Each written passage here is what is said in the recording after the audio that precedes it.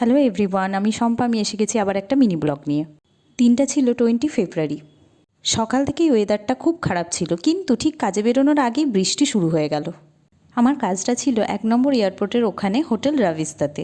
আমাদের শ্রীরামপুর থেকে 285 নম্বর বাস ধরেই আমি আমার যাত্রা শুরু করলাম।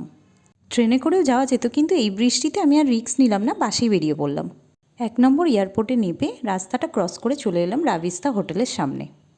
হোটেলের রিসেপশনে কিছু ফর্মালিটিস ছিল, সেগুলো ফুলফিল করে আমি চলে গেলাম রুমের দিকে। একটা কথা না বললেই নয়, প্রথম ভিডিওটাতে তোমরা সবাই এত ভালোবাসা দিয়েছো, এত সাপোর্ট করেছো, যার জন্য আজকে আবার নতুন একটা ভিডিও আনার সাহস পেলাম। বাইরে তখনও বৃষ্টি চলছিল, আর বছরের প্রথম বৃষ্টি কারই না উপভোগ করতে ভালো লাগে। কিছুক্ষণ ওয়েট করার পর টেবিলের মধ্যে আমি আমার মেকআপের জিনিসগুলো রেডি করে নিলাম। আর এই হলো আজকে আমার ক্লায়েন্ট রশনি। রশনি ভীষণ সুইট।